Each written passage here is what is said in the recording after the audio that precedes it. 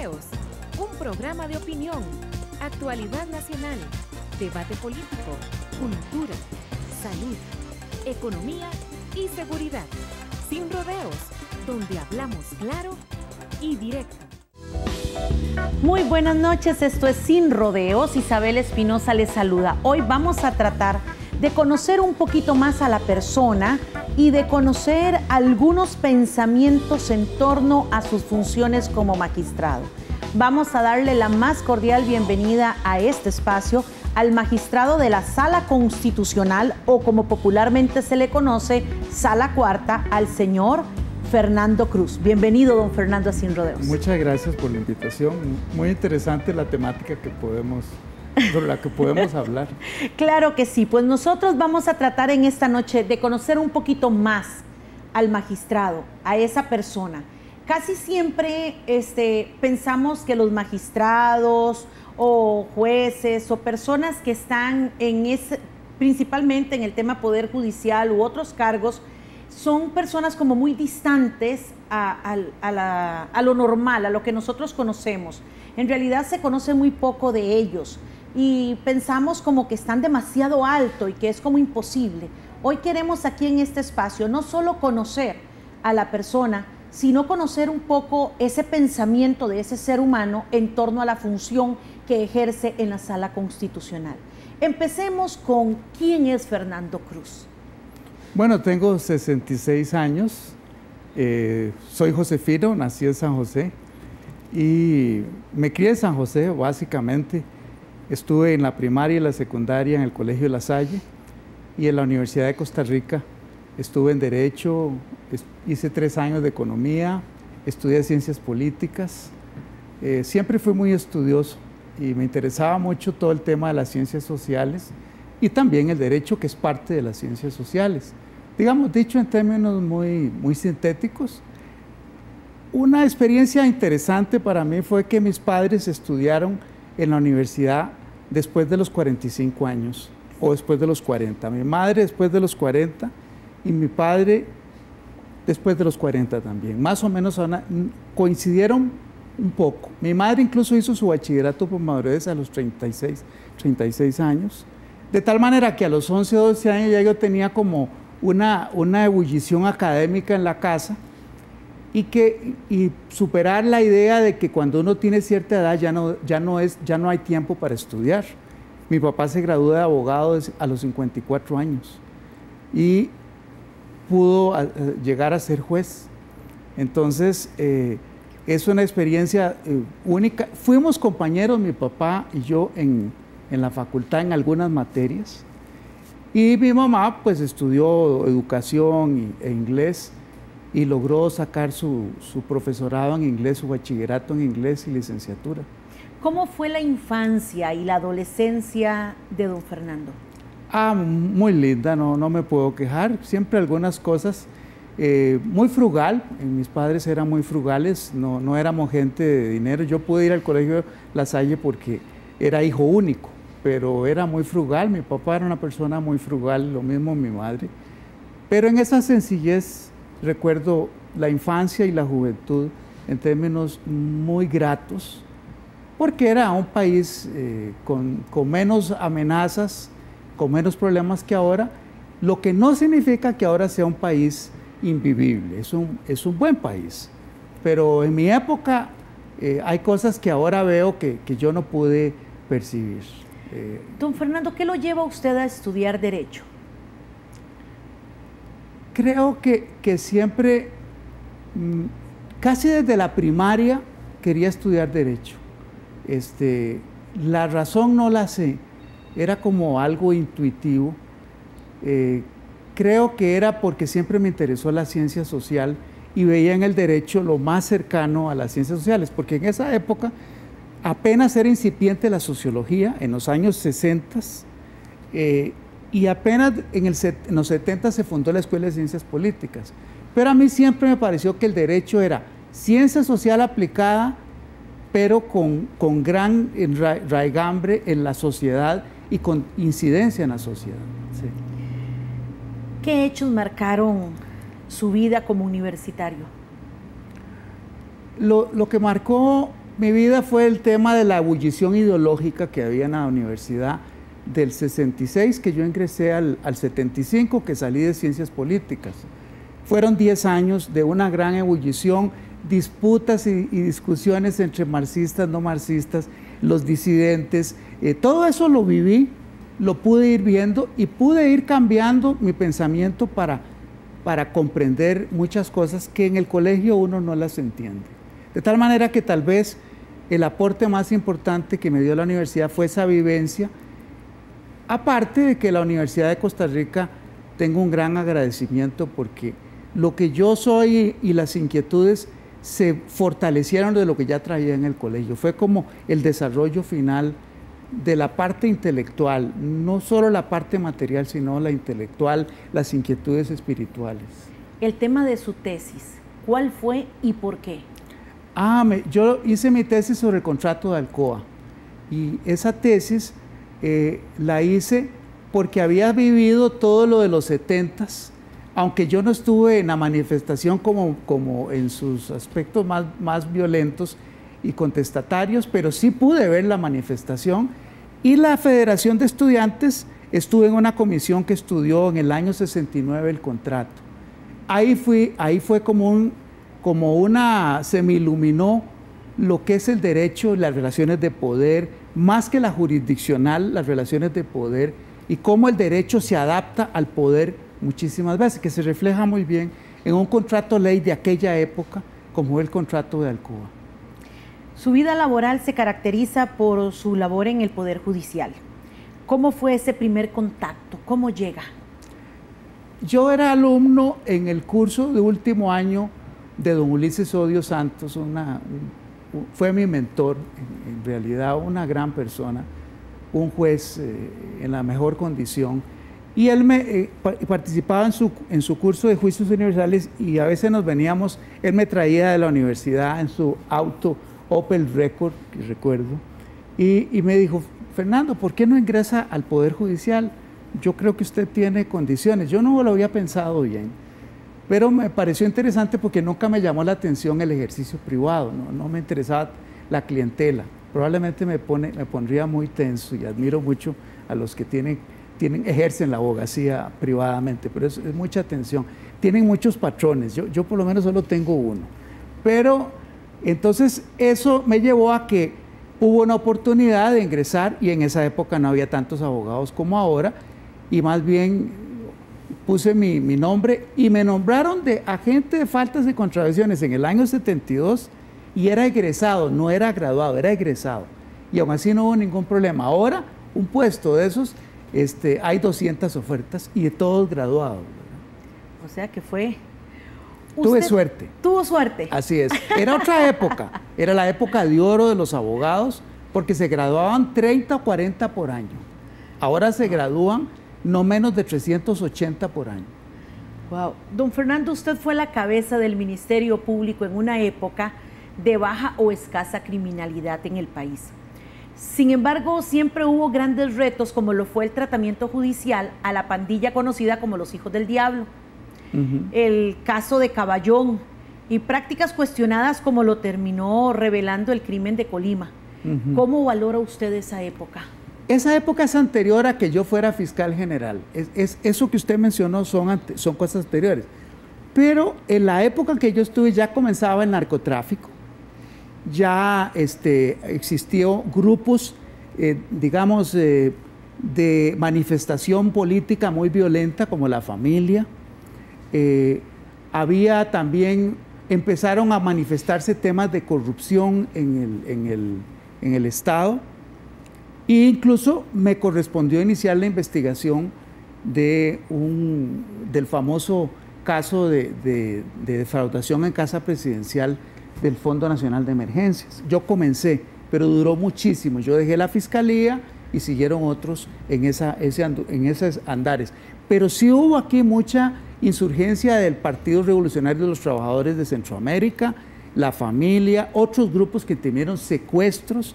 Esa época fue muy fuerte en esa área, no como ahora, y no había el sicariato que ahora hay con la disputa entre bandas, entre los territorios. Eso no existía. Veo jóvenes infractores muy violentos, que no los conocí en los años 80, porque a mí me tocó del 83 al 86.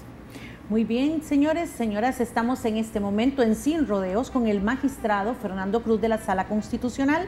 Aquí nos corresponde hacer una pequeña pausa, pero ya regresamos.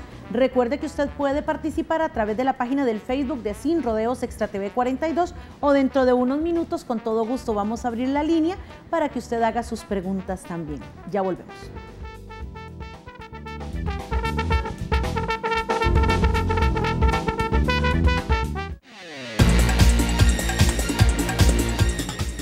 Ya regresamos con Sin Rodeos. Compañía Nacional de Fuerza y Luz se reestructura y obtiene resultados. Las medidas acordadas en el Pacto Social por la Administración Superior, las organizaciones laborales y los funcionarios generan un ahorro total de 8.000 millones de colones durante este 2015. Entre las acciones más significativas está la reducción de planilla de funcionarios interinos, recorte en el pago de anualidades, reducción de aportes a las organizaciones laborales, movilidad voluntaria y contención de pago de horas extras. Así es la nueva Compañía Nacional de Fuerza y Luz, fuerte, solidaria y enfocada al servicio al cliente. Compañía Nacional de Fuerza y Luz, servicio y energía. Por fin conseguí la moto que siempre quise. Ir al brete, hacer mandados, hasta pasear un poquito. ¿Cómo jodían con ese asunto del casco? Tan incómodo y caliente que es. Lástima, no lo tenía puesto el día del accidente.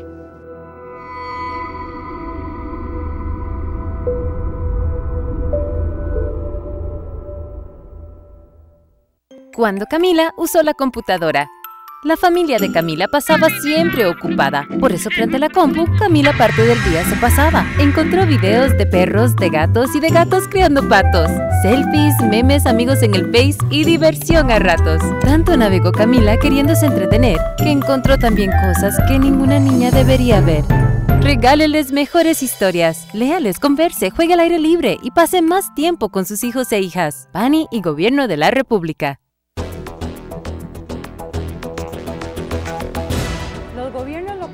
Es lo más cercano que tenemos en cada una de nuestras comunidades. Es importante involucrarnos en la decisión este 7 de febrero de quiénes van a ocupar los puestos tan importantes en este país. Salga a votar. Es indispensable que cambiemos las cosas y construyamos una patria mejor para usted y para mí.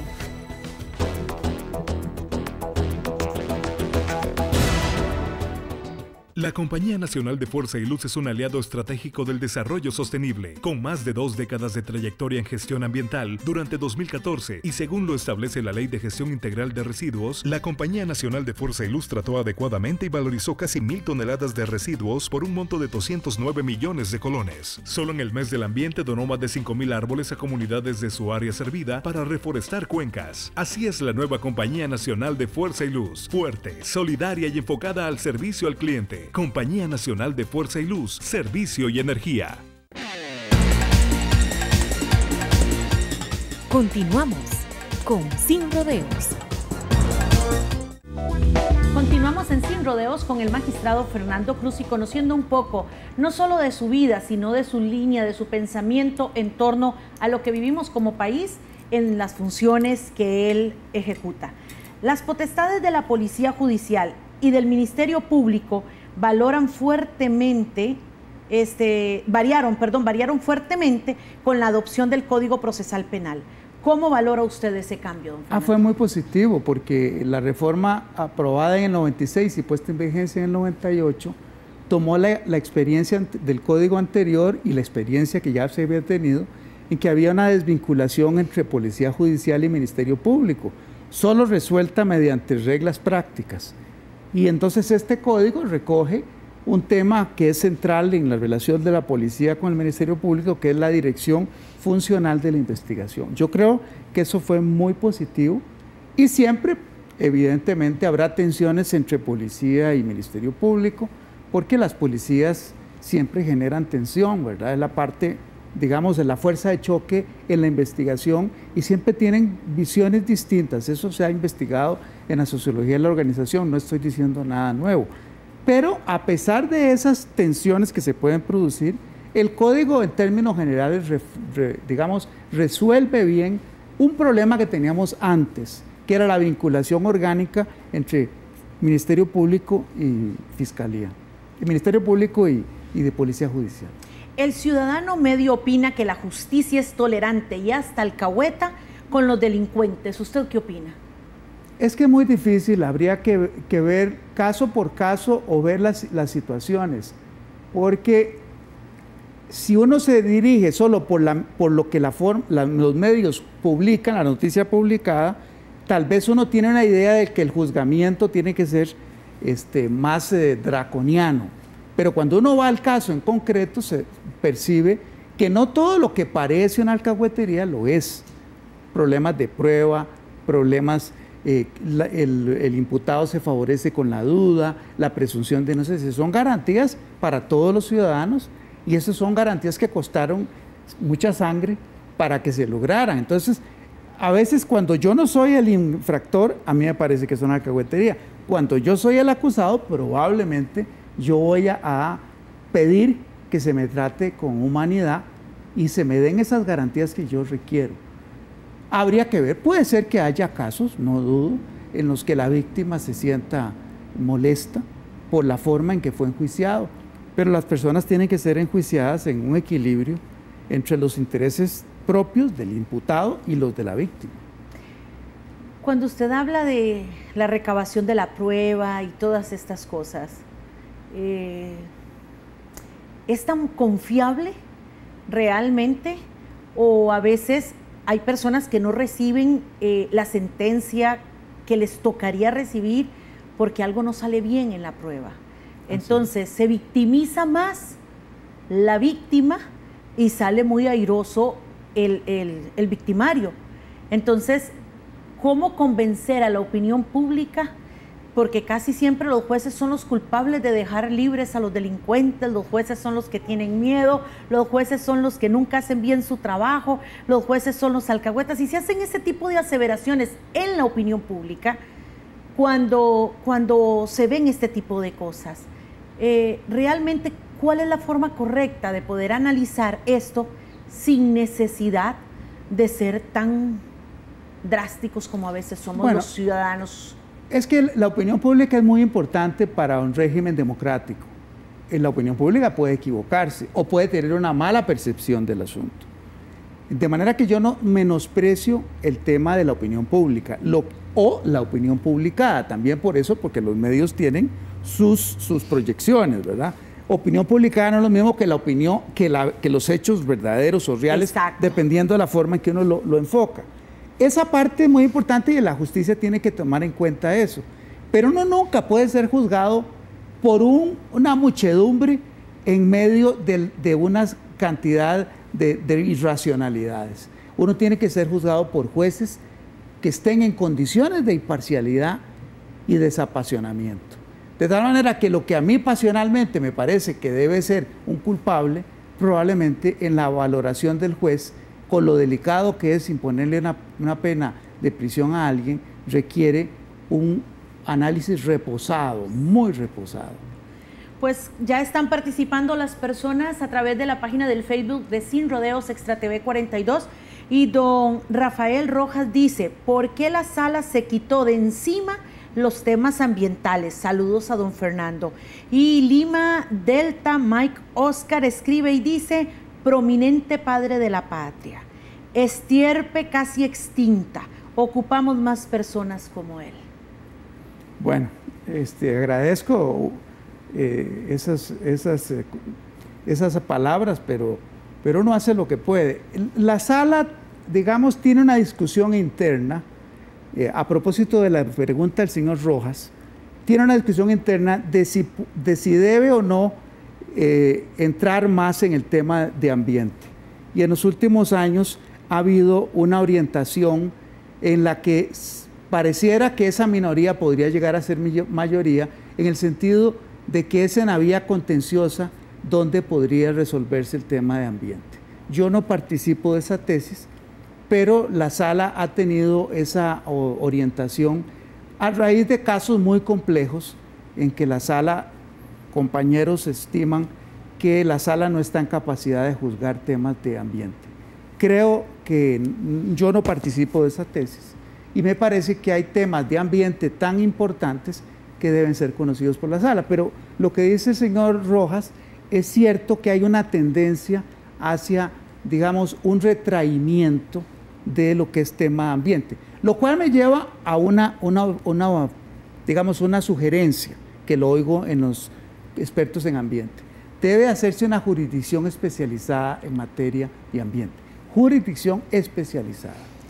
¿Se olvidaron nuestras leyes y nuestros jueces de las personas víctimas? No creo que sea eso. Es posible, el nuevo Código Procesal Penal contiene garantías para la víctima, podrían ampliarse.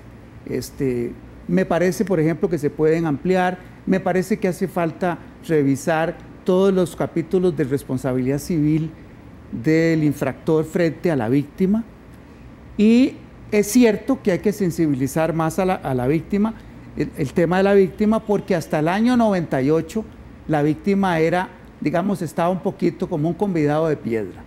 Pero no creo que los jueces se olviden de la víctima, es que uno no puede juzgar en función de los intereses de la víctima, sino en función de los hechos y de la prueba. Y bueno, muchas veces, desgraciadamente, la prueba no da para la condena y la víctima tiene que sufrir la impunidad. ¿Qué lo motivó a postularse como magistrado de la Sala Constitucional?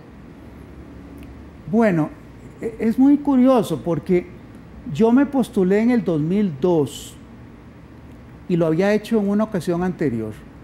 Me parecía que mi conocimiento en ciencia política y mi trayectoria pues podría ser tomada en cuenta, aparte de que ya era magistrado suplente de la sala desde 2001. Entonces por eso fue que lo hice. Lo hice en el 2002, pero no fui escogido, me fue bien en la calificación y escogieron al magistrado Ginesta Lobo, de indudables y méritos. Para ser escogido me pareció una buena designación.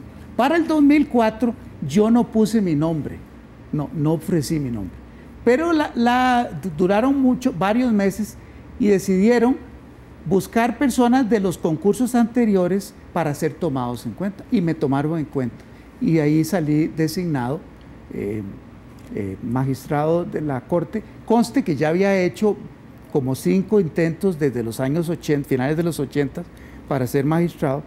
Cada vez que no salía, a los años decía, bueno, ¿y yo por qué no me voy a postular si yo tengo méritos para estar en la sala, en las cúpulas de la Corte?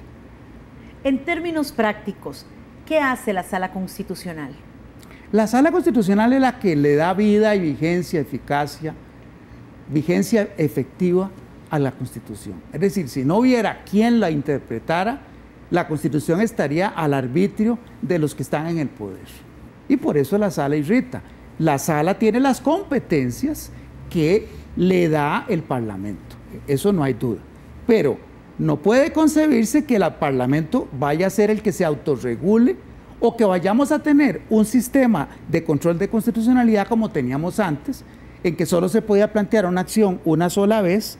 Si se declaraba sin lugar, ya no se podía volver a plantear, y requería para declarar con lugar una acción que fueran una mayoría calificadísima para poder declarar la inconstitucionalidad, como si ahora con la sala dijéramos que para la inconstitucionalidad se requiere siempre unanimidad. Señores, aquí hacemos la siguiente pausa y ya regresamos.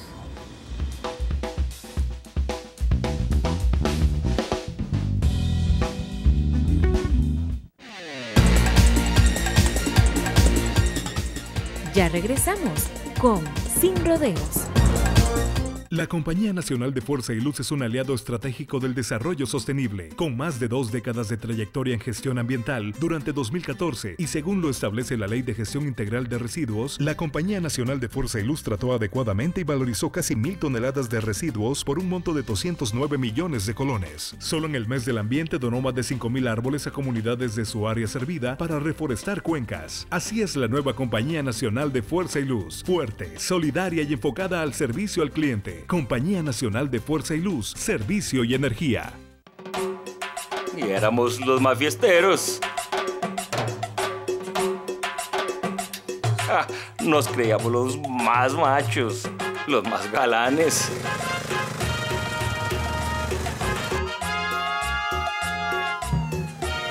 Y los más vivazos.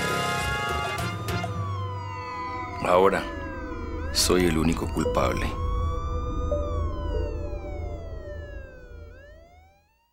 Disfrute de la repetición de la iluminación de la fachada del Museo de los Niños este domingo a partir de las 10 de la mañana.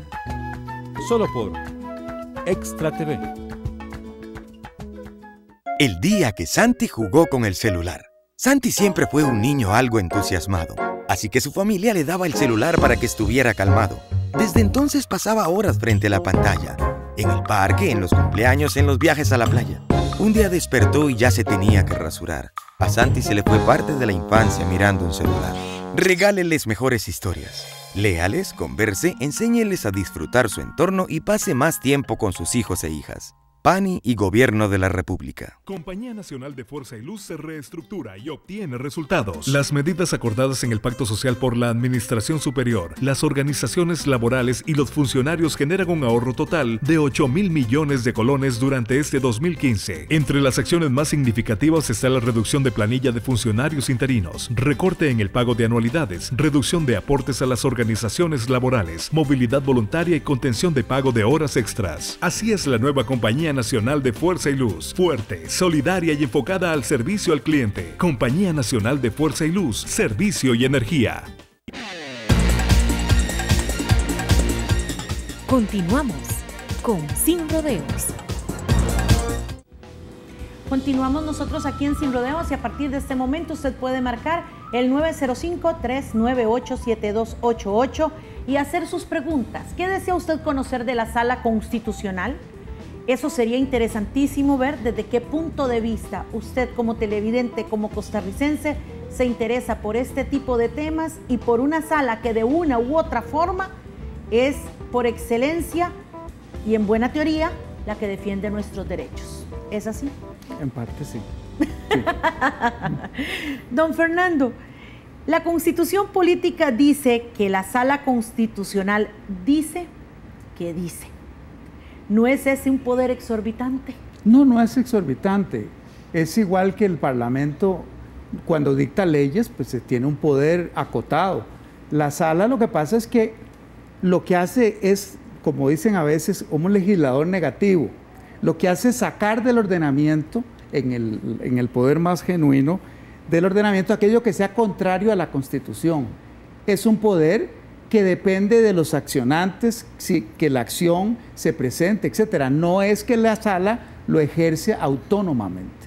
Entonces yo creo que es un poder importante, un poder que puede ser irritante, pero yo no veo cómo podemos tener una Constitución que no haya un espacio donde se defina cuál es el alcance, el contenido y la expansión de sus derechos. Muy bien, tenemos a don José Ángel que nos llama de San Carlos. Muy buenas noches, don José Ángel. Buenas noches. Le escuchamos. Señor, no, una pregunta al señor magistrado. Adelante. Estará, digamos, que de la opinión mía, porque yo lo que creo en este problema de la asignación de eso, de los tantos presos, yo creo que más bien aquí lo que hay son las cárceles, porque recordemos que este país es de delincuentes. Eso no lo va a parar nadie ahorita, porque como están las leyes, favorecen mucho al delincuente. Okay. Imagínese usted que toda esta gente que ha salido, que han sacado, imagínese usted que esta gente, los dolores que ha causado familias, porque a uno lo dejan marcado para toda la vida.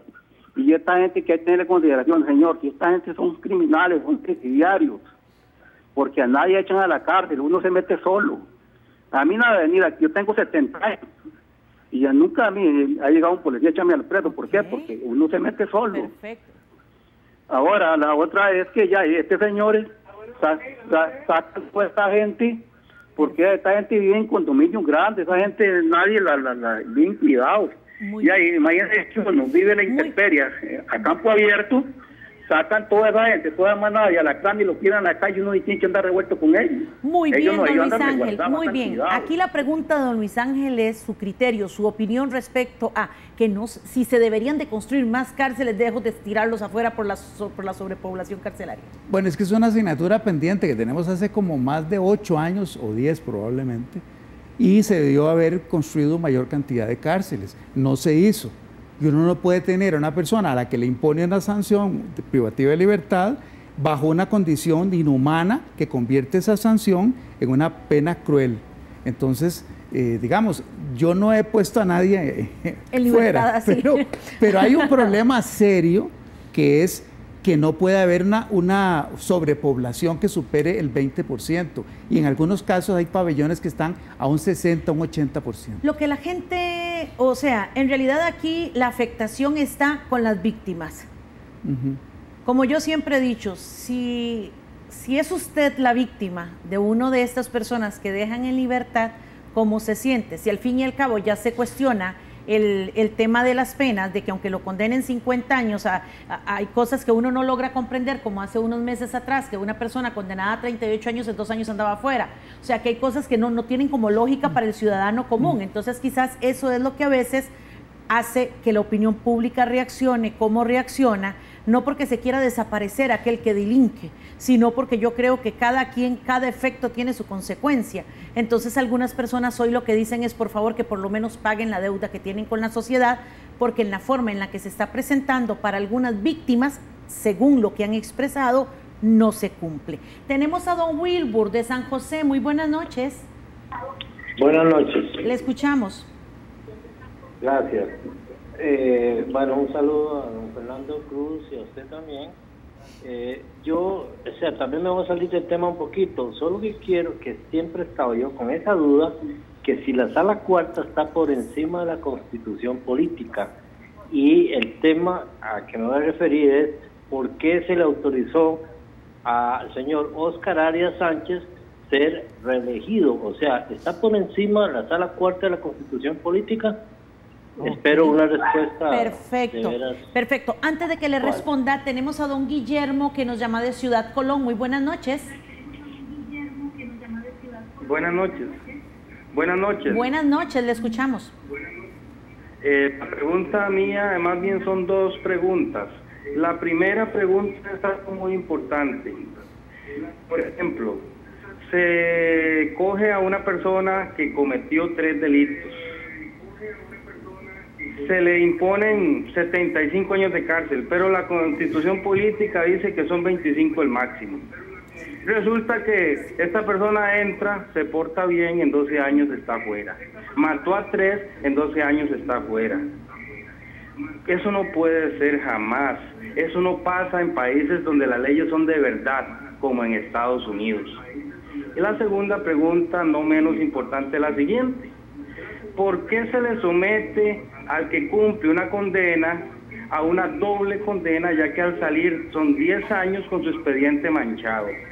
Muchas personas salen con el deseo de trabajar, pero con el expediente manchado en un país como el nuestro, donde a personas que, por ejemplo, tenemos más de 40 años con un expediente limpio, nos cuesta conseguir trabajo. Ahora una persona que sale de la cárcel con su expediente manchado, menos por ahí todavía con eso. Entonces es una segunda condena lo que se hace en Costa Rica.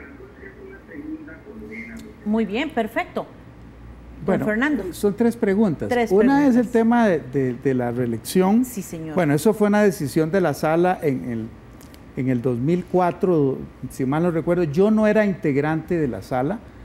Bueno, hubo una interpretación que la sala le dio, y no es que está por encima de la Constitución, es que en ese caso la polémica sí es qué pasa con la derogatoria de una reforma de la Constitución. Fue un tema muy polémico, pero lo que yo recuerdo es el único caso en el que ese tipo de polémica se ha dado.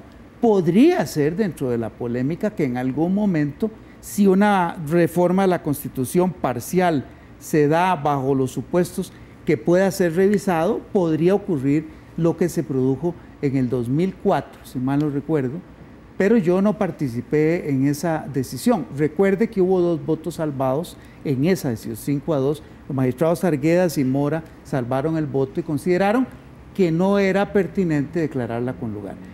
El otro tema de la acumulación de los 25, no, son 50 años el máximo. No es la Constitución la que lo prevé, sino el Código Penal.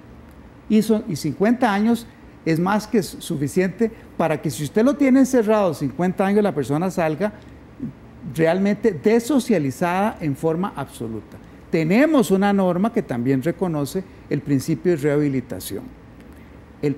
La propia persona que me hace la pregunta me da la respuesta, porque él mismo dice que en la otra pregunta que si hay una doble sanción, que es que cuando sale sigue durante 10 años teniendo un antecedente. Bueno, eso bajo una visión de rehabilitación debiera ser más breve para que esa persona se pueda rehabilitar. El estigma que significa tener una condena es todavía algo que agrava la imposibilidad de incorporarse. Y finalmente, la gente con más de 40, 45 años en este país tiene serios problemas para conseguir trabajo, aunque tenga su expediente policial y judicial limpio. Que debería de ser todo un reto para nuestras autoridades. Así es. Eso definitivamente. ¿Manda más la Sala Constitucional que el Presidente de la República y la Asamblea Legislativa?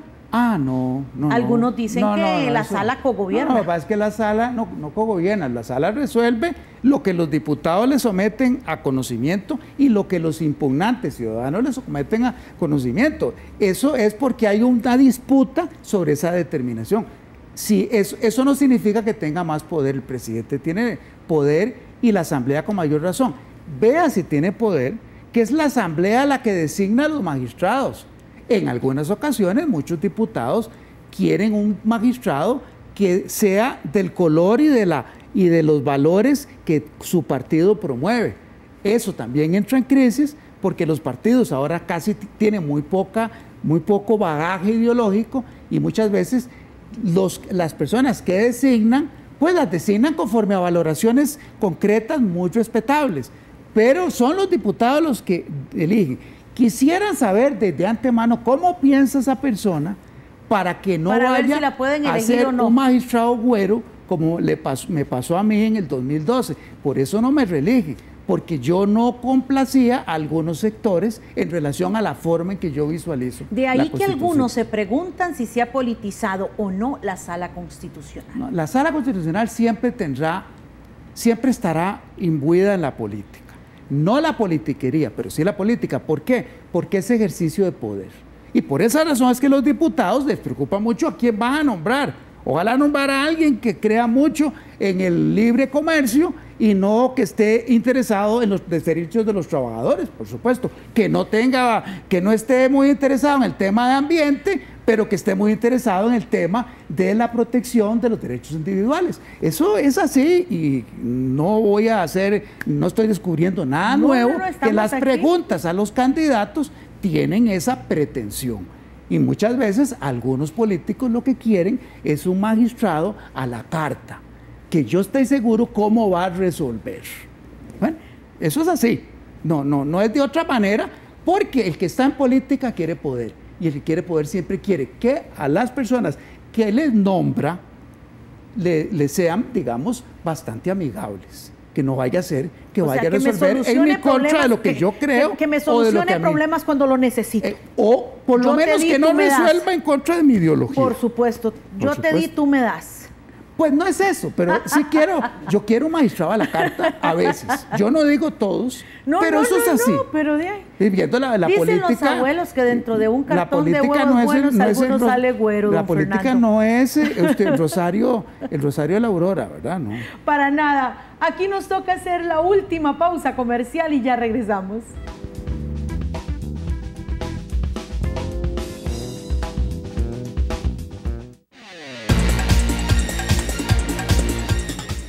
Ya regresamos con Sin Rodeos.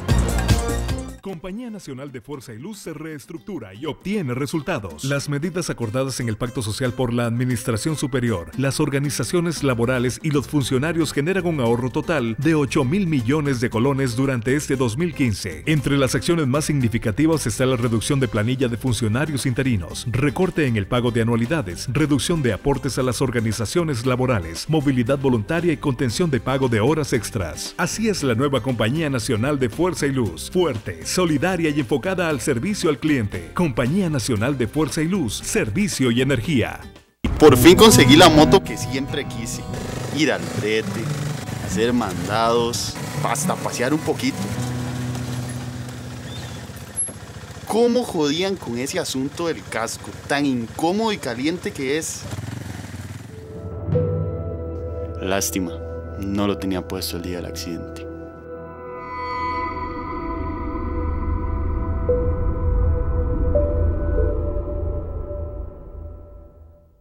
Cuando Camila usó la computadora.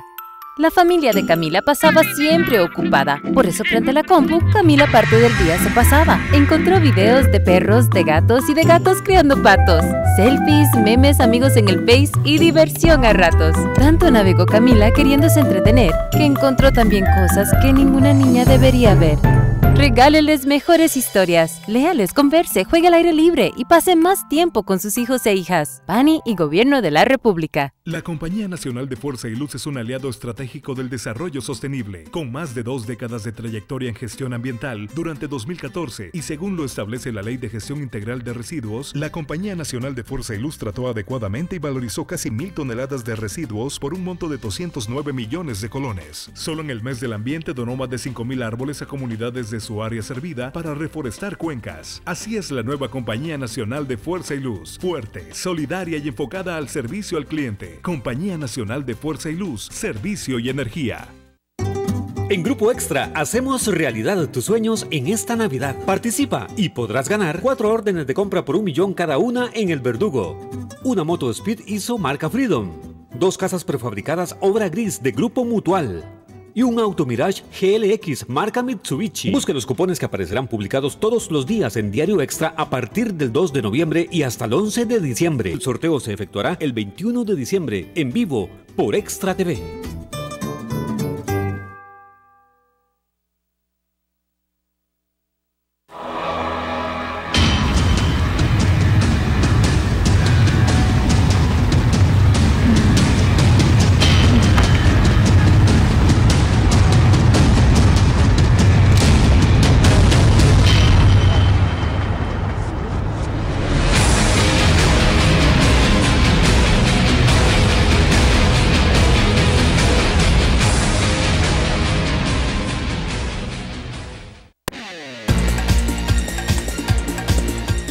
Continuamos con Sin Rodeos.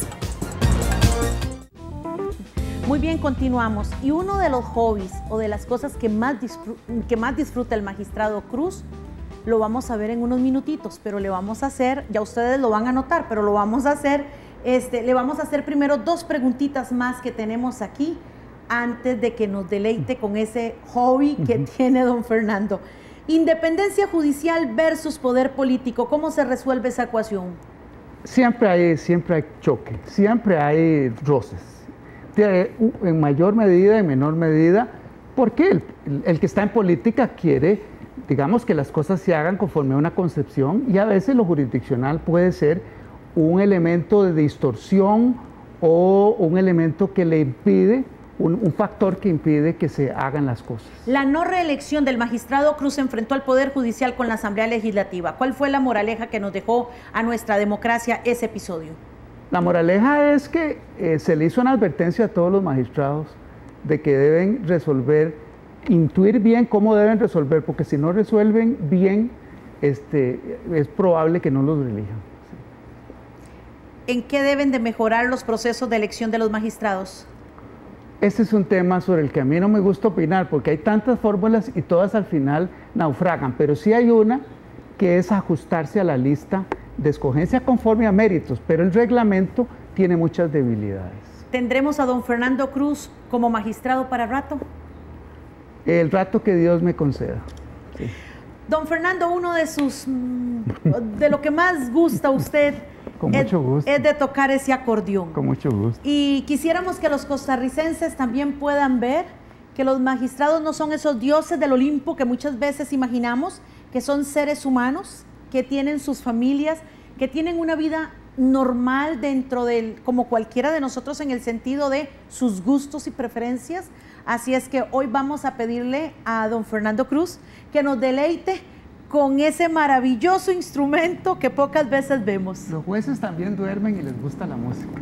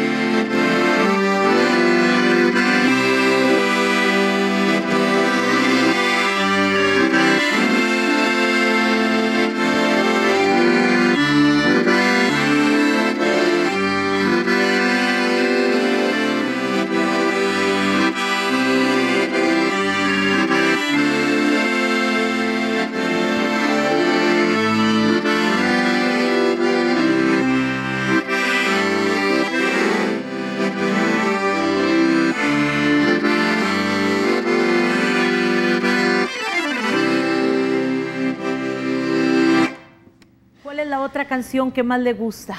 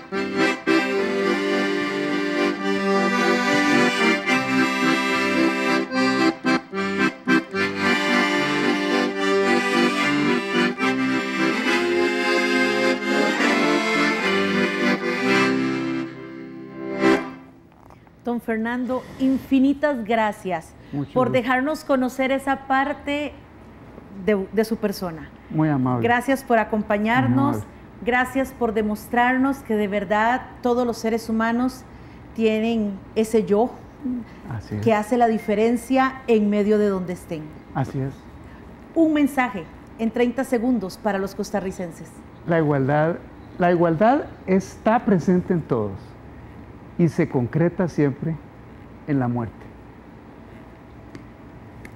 Nosotros aquí en Sin Rodeos no podemos más que agradecerle el que nos haya permitido conocerle un poquito más, conocer sus ideales, sus propuestas y que nos haya ayudado a comprender un poquito más el tema legal, realmente y constitucional. Muchas gracias. Aunque hay muchas cosas todavía que trabajar, pero mil gracias. Y ojalá que de verdad tengamos por muchos años más en esa sala constitucional al señor Fernando Cruz. Muy gentil, muy amable. A ustedes en sus hogares, mil gracias. Si Dios lo permite, les esperaremos el martes a las 8 de la noche con un programa más de Sin Rodeos. Que la pasen muy bien.